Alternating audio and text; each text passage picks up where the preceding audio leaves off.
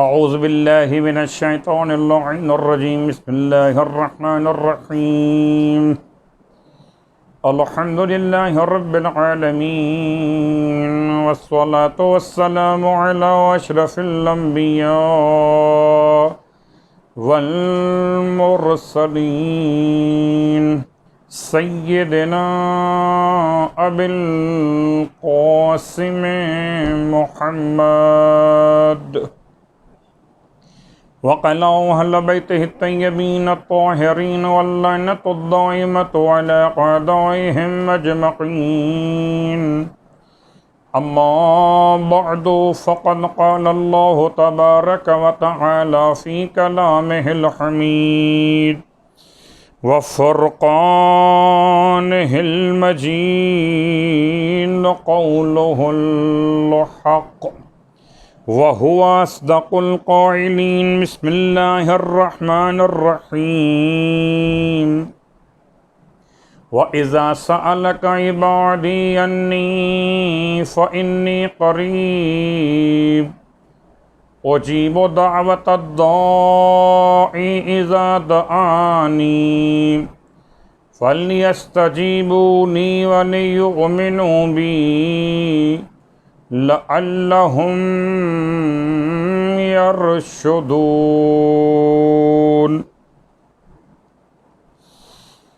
تمام تعریفیں رب کعبہ کے لیے اور تمام ہدیہ درود و سلام مولود کعبہ اور آپ کے برادر بزرگوار ختمیہ مرتبت کے لیے اور آپ کی اولاد طیبین و طاہرین و شہزادی کونین کے لیے۔ الحمدللہ الذی جعلنا من المتمسکین بالقرآن العظیم وجعلنا من المتمسکین بولایت علی بن ابی طالب علیہ السلام وجعلنا وإياكم إن شاء الله من الطالبين بثأر الحسين مع وليه الإمام المهدي من آل محمد علیہم السلام۔ اما بعد، شکر پروردگار کعبہ کہ پھر آپ کی خدمت مقدس میں نیو نجفی کے مدرسے کے اس پلیٹ فارم سے سلسلہ دروس کا تیسرا مرحلہ اور آپ کی خدمت مقدس میں پچھلے جمعۃ المبارک ایک ایسی دعا کی شرح کا سلسلہ شروع کیا گیا۔ اس کی اہمیت اور فضیلت کو پچھلے درس میں آپ سماعت فرما چکے، یعنی کہ دعائے سماعت کی شرح۔ اور دعائیں سماعت کی شرح کے ساتھ ساتھ دعائیں سماعت کے الفاظ میں ایک خاص جملہ آج آپ کی خدمت مقدس میں اپنے اس عنوان کے ساتھ متصل ہونے کے لیے کہ جو عید دحو الارض کے عنوان سے آپ کی خدمت میں پیش ہو رہا ہے۔ دعائیں سماعت میں خداوند عالم کے ناموں کا واسطہ دے کر خدا سے دعا مانگی جا رہی۔ وَإِذَا دُعِيتَ بِهِ عَلَى مَضَائِقِ الْأَرْضِ لِلْفَرَجِ إِنْ فَرَجَتْ، اور اے خدا تجھے تیرے ان ناموں کا واسطہ کہ جن ناموں کو پڑھا جائے جب زمین کے تنگ راستوں پر انہیں کشادہ کرنے کے لیے، ان فرجت، تو تیرے نام کے تلاوت کی برکت سے راستے کشادہ ہو جاتے۔ لفظ زمین کا استعمال عربی زبان کے اعتبار سے لفظ الارض۔ دعائیں سماعت کے اس جملے کے ساتھ ہم متصل ہو گئے لفظ الارض کے ساتھ دحو الارض کے عنوان پر۔ تو یہ آنے والا جمعۃ المبارک ایسا دن قرار پائے گا کہ سارے فضائل ذی قعدۃ الحرام کے اور پھر جمعۃ المبارک کے اور ان دو کے ساتھ ساتھ تیسرا مرحلہ بھی شامل ہو جائے گا، یعنی کہ عید دحو الارض یا عید دحو الارض۔ تلفظ میں اعراب کا خیال کرتے ہوئے میں نے آپ کی خدمت میں ریپیٹ کیا اسے۔ آئیے تلاش کرتے ہیں قرآن مجید فرقان حمید میں کہ دحو الارض کے حوالے سے تذکرہ کہاں کہاں موجود ہے۔ سورہ مبارکہ النازعات قرآن مجید کا ترتیب قرآنی کے لحاظ سے 79 نمبر کا سورہ، اس کی آیت نمبر 30۔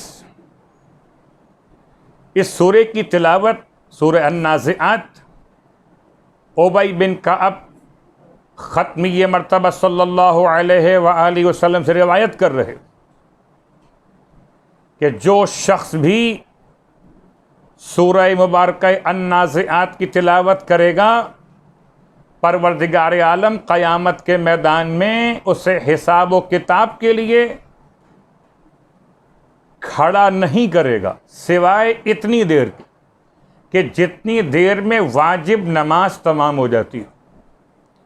تو اگر آپ چاہتے ہیں قیامت کا وہ دن جو 50,000 سال کے برابر ہے، وہ دن اس انداز سے آپ پر ہلکا ترین محسوس ہو، آپ کے لیے آسان ترین ہو جائے، جیسے آپ 2 رکعت نماز واجب پڑھ کر اپنے اس وقت کو مفید بناتے ہیں، اتنا وقت لگے اور قیامت کا زمانہ مکمل ہو جائے، تو اس کے لیے سورہ مبارکہ النازعات کی تلاوت کیجیے۔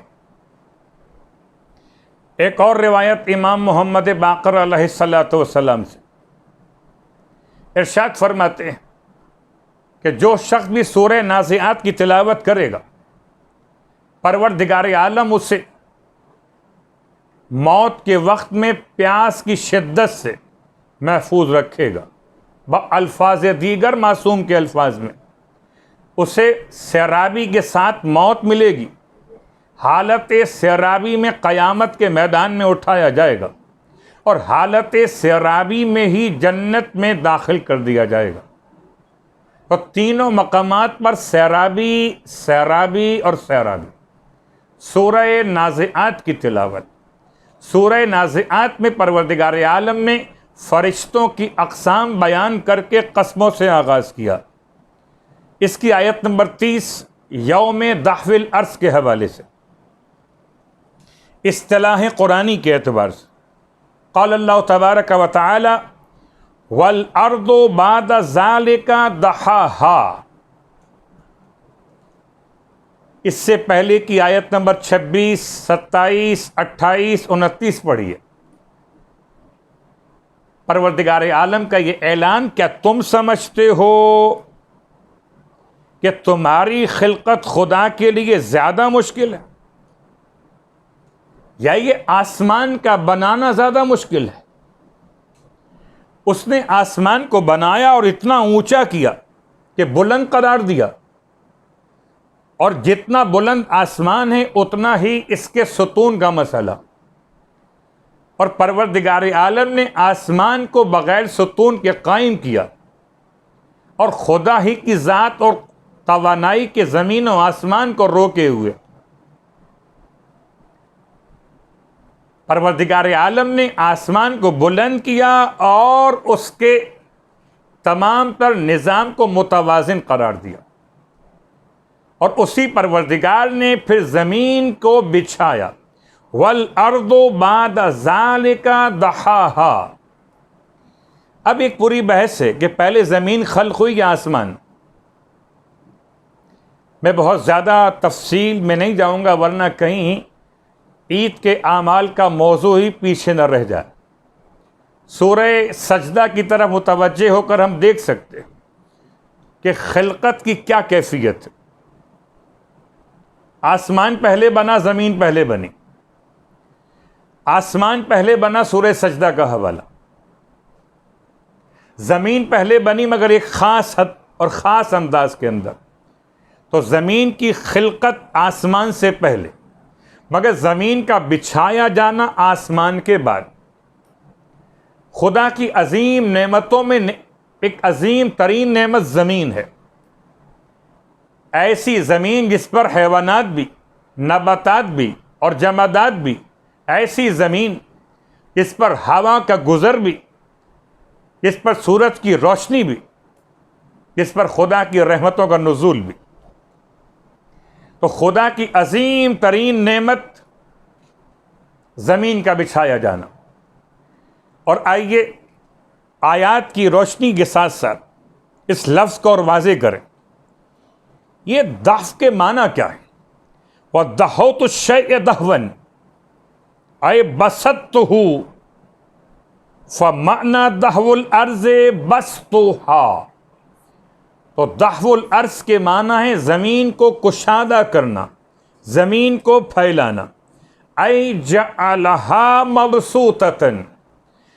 اہل زبان، اردو زبان میں تقریر کرنے والے علماء نے دحو الارض کو ایسے سمجھایا.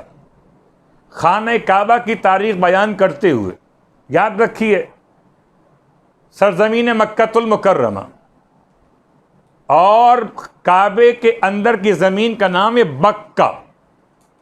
اطراف کعبہ میں ہے مکۃ المکرمہ اور اندرون کعبہ ہے بکۃ المکرمہ. اور اللہ کے رسول کی رحمتوں کے نتیجے میں یہ علم یہاں تک مکمل ہو رہا کہ زمین کیسے بچھائی گئی.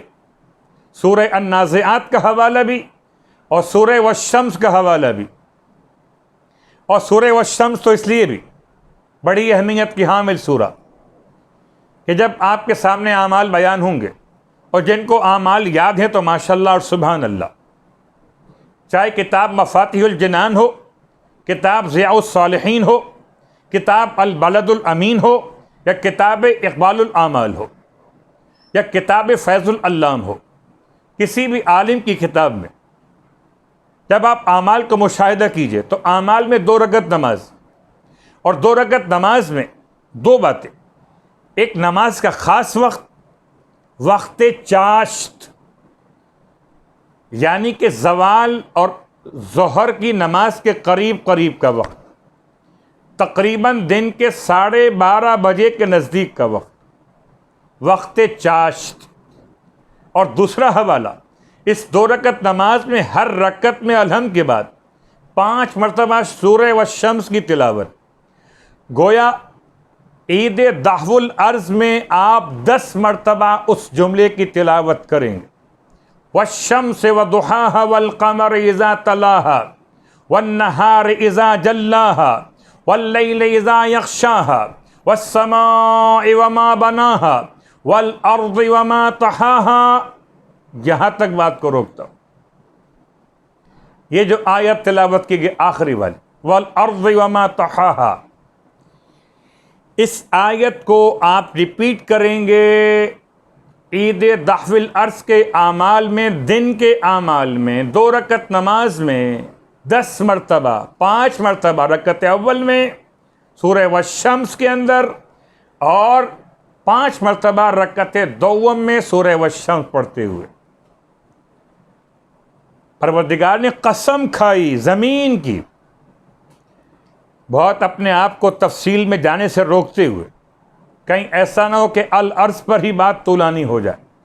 پروردگار نے قسم کھائی زمین کی،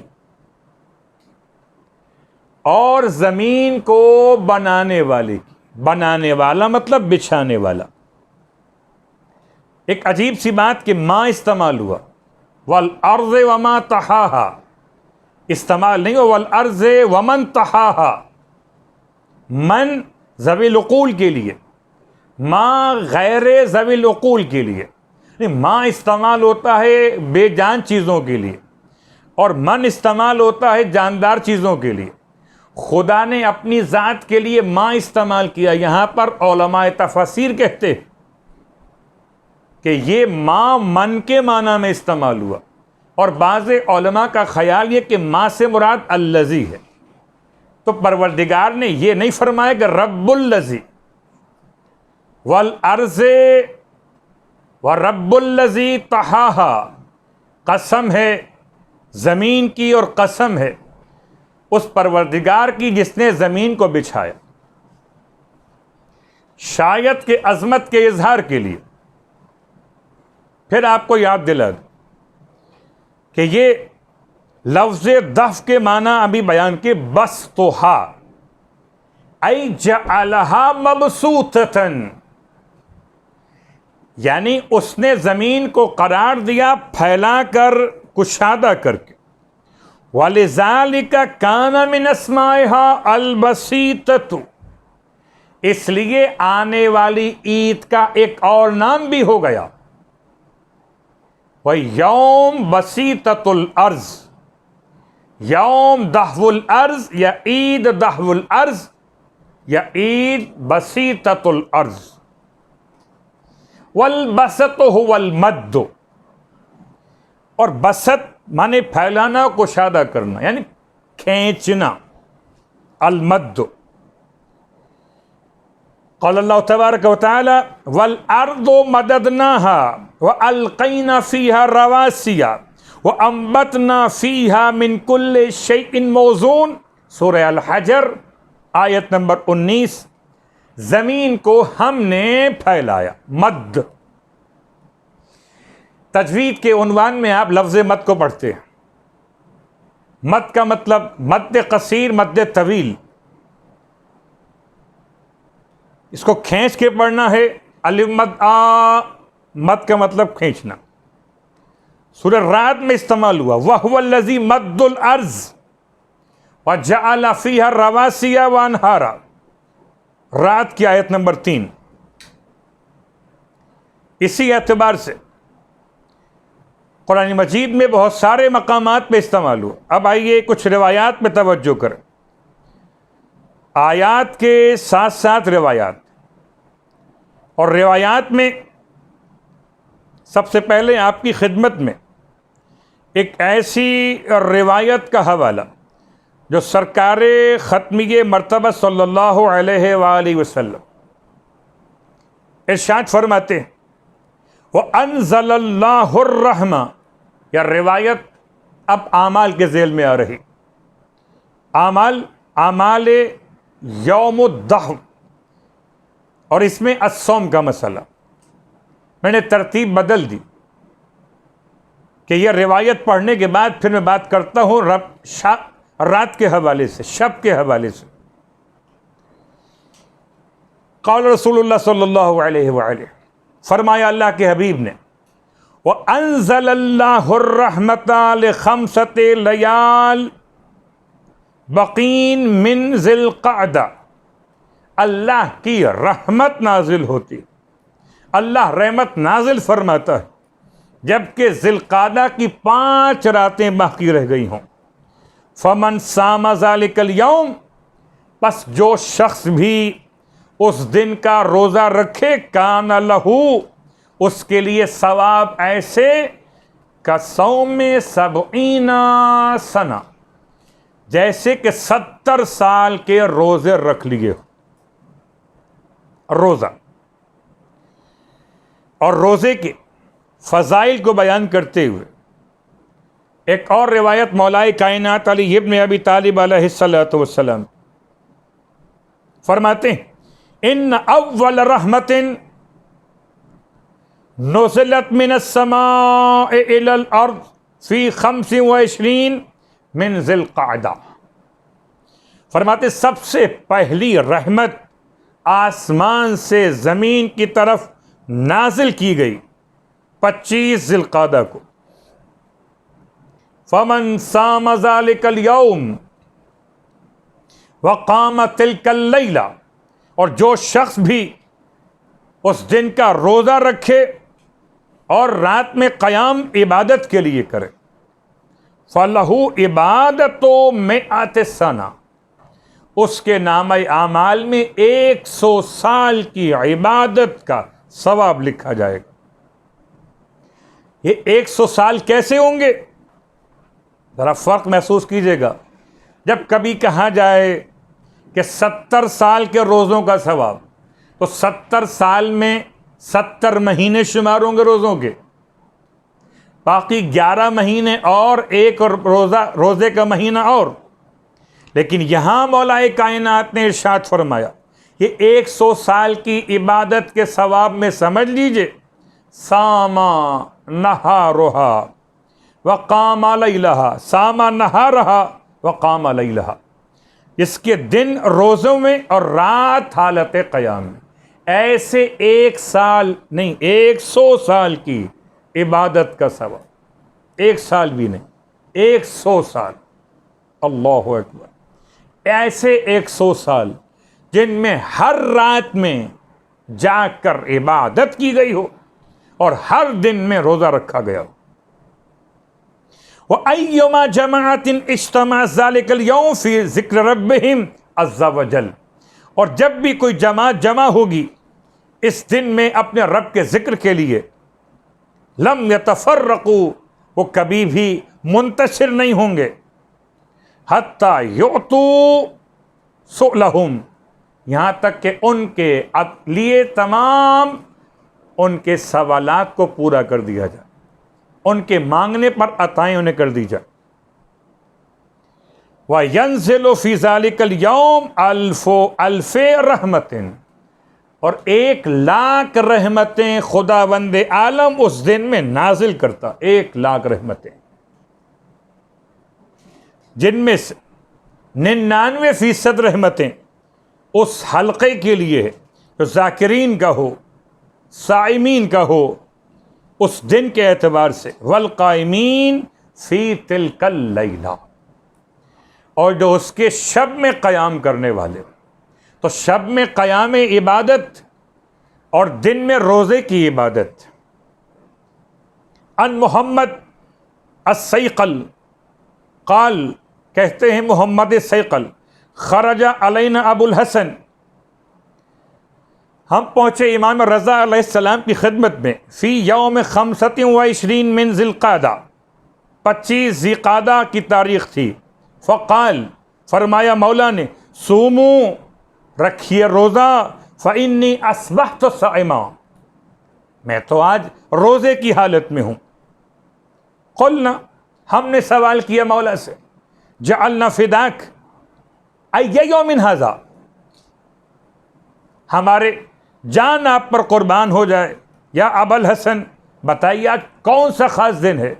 فقال، تب امام نے ارشاد فرمایا، یوم، ایسا دن، نشرت فیہ الرحمہ، جس میں رحمتیں پھیلائی گئیں، وَدُحِیَتْ فِیہ الْأَرْضُ، زمین کو بچھایا گیا، وَنُصِبَتْ فِیہ الْکَعْبَةُ، کعبے کو نصب کیا گیا، وَحُبِتَ فِیہ آدم علیہ السلام، اور آج کی تاریخ میں آدم کو زمین پر پہنچایا گیا۔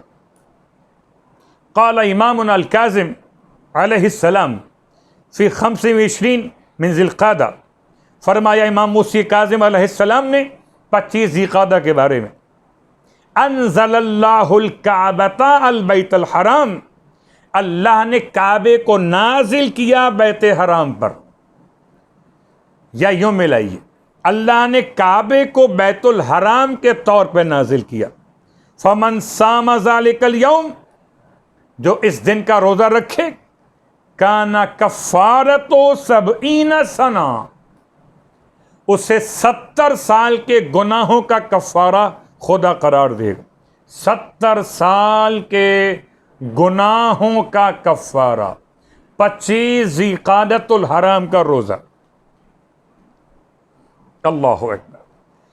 وَهُوَ أَوَّلُ يَوْمٍ أُنزِلَ فِيهِ الرَّحْمَةُ مِنَ السَّمَاءِ عَلَى آدَمَ، آپ فرماتے ہیں یہ پہلا دن تھا کائنات میں جب اللہ نے رحمت کو آسمان سے حضرت آدم پر نازل کیا۔ ان الحسن بن علی الوشا، امام رضا علیہ السلام کے صحابی، قال کنت مع ابی وانا غلام، کہتے میں اپنے بابا کے ساتھ جبکہ کم سن تھا، فتغشینا عند الرضا، بس ہم رات کے کھانے پر فتعشین عند الرضا، ہم رات کے کھانے پر امام کے ساتھ موجود. کون سی رات؟ لیلۃ 25 من ذی القعدہ، 25 ذی القعدہ کی رات تھی. فقال له لیلۃ 25 من ذی القعدہ ولد فیہا ابراہیم علیہ السلام. تو امام نے ارشاد فرمایا میرے بابا سے کہ 25 ذی القعدہ کی رات میں خدا نے ابراہیم علیہ السلام کو پیدا فرمایا.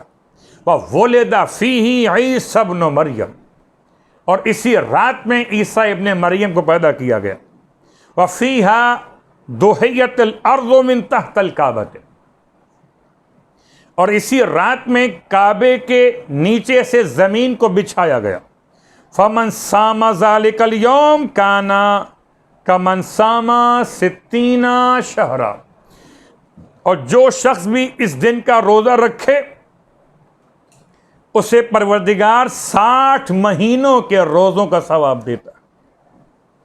ان روایات کے ساتھ ساتھ اب آئیے، روزے کے فضائل تو آپ نے سماعت کیے، اور روزے کے فضائل کے ساتھ ساتھ ایک جملہ آپ کی خدمت میں اور عرض کر دوں کہ روایت امام محمد باقر علیہ السلام سے، بعض کہتے ہیں امام جعفر صادق علیہ السلام کی روایت، معصومین کی روایت کی روشنی میں، کہ پروردگار نے حکم دیا ہواؤں کو کہ چلیں. جب وہ چلیں تو پروردگار نے ہواؤں کو پانی کے ساتھ لا کے ملا دیا، اور جب ہوا پانی کے ساتھ آ کر ملی تو اس سے جھاگ پیدا ہوئے. اس جھاگ کو جمع کر کے خدا نے شکل جبل، شکل خانہ کعبہ کے طور پر ایک وجود قرار دیا. اس کے بعد پھر حکم دیا اس سے جھاگ بنے تو آسمان بنائے گا. تو ہوا کا پانی پر مارنا اور اس سے جھاگ بنا کر کبھی کعبے کی جگہ کو بنانا، کبھی آسمان کو بنانا، اور آسمان کو بنانے کے بعد پھر زمین کو کعبے کے نیچے سے بچھانا شروع کیا گیا. بہت اختصار کرتے کرتے بھی بات بہت طولانی ہو رہی، بات کو سمیٹنا مقصود ہے. شب دہو العرس کے اعمال کیا؟ لیلۃ شریفہ، یہ ایک بہترین رات ہے جس میں اللہ کی رحمتیں نازل ہوتی، اور جو اس رات میں عبادت کے لیے قیام کرے اس کے لیے خدا کی طرف سے بہترین جزا قرار دی گئی. تو رات یعنی کہ شب جمعہ بھی ہوگی، شب عید دہو العرس بھی ہوگی. رات کو جاگیے عبادت خدا کے لیے، اور دن کو روزے کی حالت اختیار کیجیے. اور ایک اور روایت کہ اسی دن میں امام زمانہ علیہ السلام قیام فرمائیں گے. اب غور کیجئے، ابراہیم معمار کعبہ اسی رات میں پیدا ہوئے، عیسیٰ ابن مریم ناصر مہدی اسی رات میں پیدا ہوئے، اور یہی دن تھا اور یہی دن ہوگا جب امام زمانہ علیہ السلام اپنی حکومت قائم فرمائیں گے. اس میں اعمال کے ساتھ ساتھ روزے کا بیان، غسل کا بیان. جب غسل کیجئے تو یاد رکھیے بعد میں آپ کو وضو بھی کرنا ہوگا. اس کے ساتھ ساتھ دعا، یستحب ان یدعى فی ھذا اليوم بھذا الدعاء اللہم داحی الکعبۃ وفالق الحبۃ وصارف اللذبۃ وکاشف کل کربۃ اسألک فی ھذا اليوم من ایامک. اللہ اکبر. اللہم داحی الکعبہ، اے اللہ کعبے کو بچھانے والے. خدا نے کعبے کے نیچے سے زمین کو کیسے بچھایا؟ ایک جملہ جو اہل ادب نے بیان کیا اردو زبان میں، جیسے کوئی چاندی کو کوٹ کوٹ کے ورق بناتا ہو. جو عربی ادب میں بیان کیا گیا، جیسے کہ گوندے ہوئے آٹے سے روٹی کا پیڑا بنا کر اسے پھیلایا جاتا ہو، اسے بیلا جاتا ہو بیلن کے ذریعے سے. اس انداز سے خدا نے زمین کو پانی کی سطح پہ بنایا ہے. اللہ اکبر.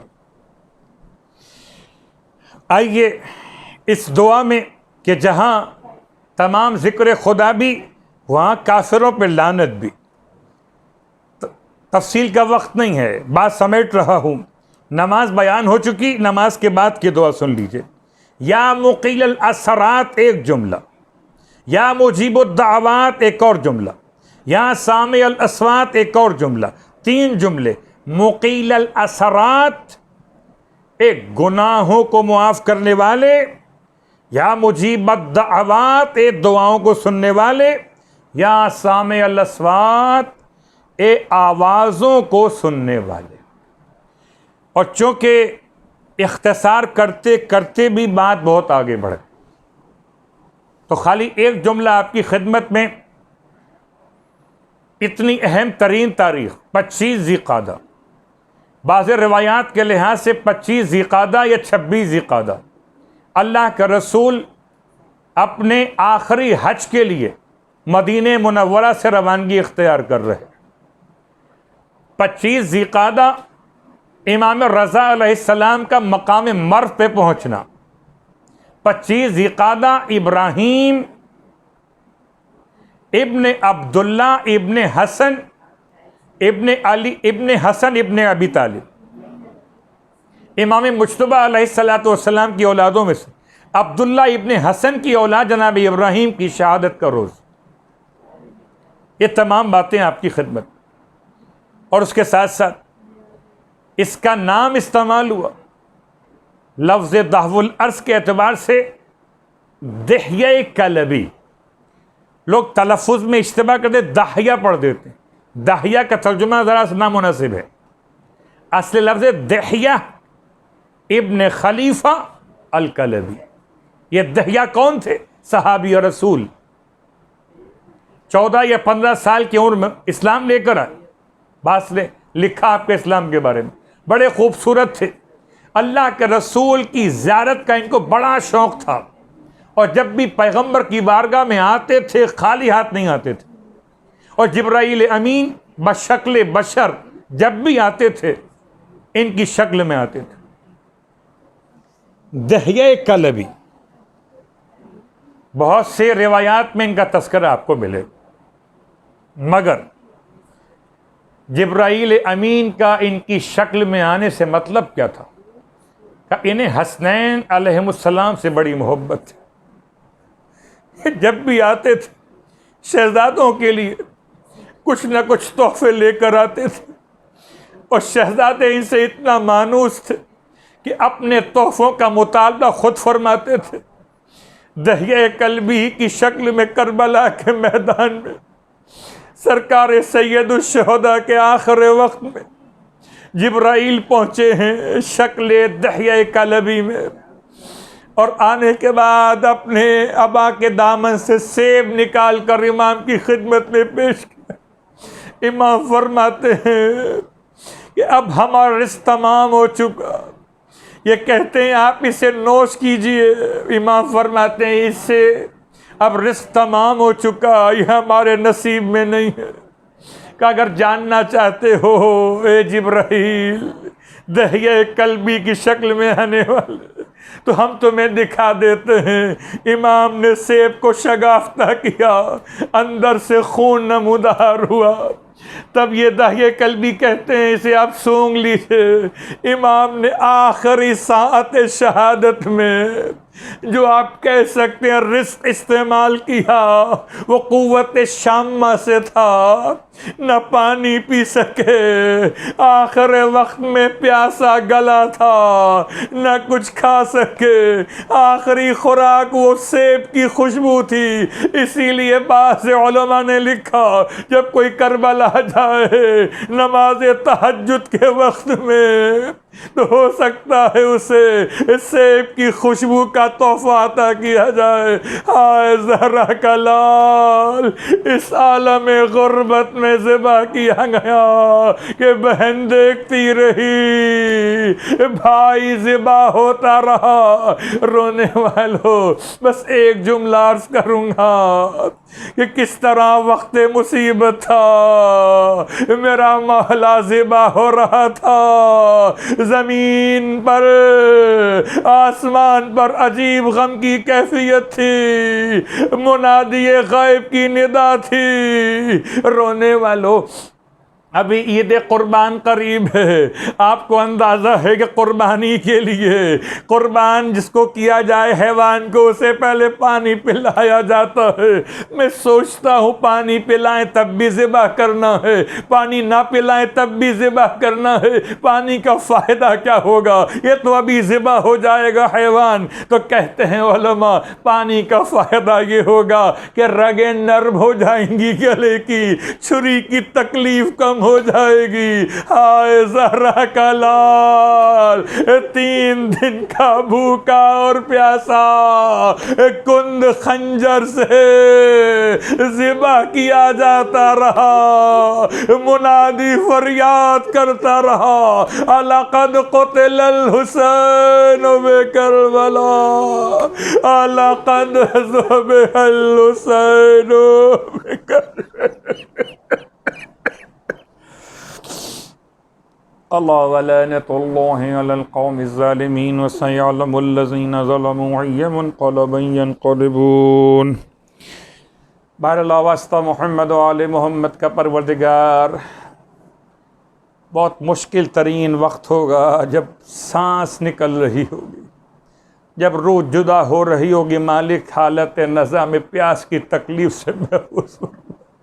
پروردگار سورہ نازعات کا واسطہ روز قیامت کی پیاس کی تکلیف سے محفوظ فرما، حالت سیرابی میں جنت میں مولا حسین کے قدموں میں جگہ نصیب فرما۔ پروردگار سورہ نازعات کا واسطہ پروردگار کہ وقت حساب اتنی آسانی عطا فرما کہ 2 رکعت نماز پڑھنے میں جتنا وقت لگتا تھا اس میں سارا حساب مکمل ہو جائے۔ پروردگار آل محمد کے چاہنے والوں پہ اپنا رحم و کرم نازل فرما، ہمارے امام کو ہم سے راضی و خوشنود فرما۔ پروردگار یہی جمعہ ہو، 25 ذی-قعدہ ہو، پروردگار عید اصل عید میں قرار پائے، ظہور فرزند زہرا ہو جائے اور ہم امام علیہ السلام کے اطاعت گزاروں میں شمار کیے جائے۔ ربنا تقبل منا انک انت السمیع العلیم بجائے محمد وعلیہ المعصومین برحمتک یا ارحم الراحمین۔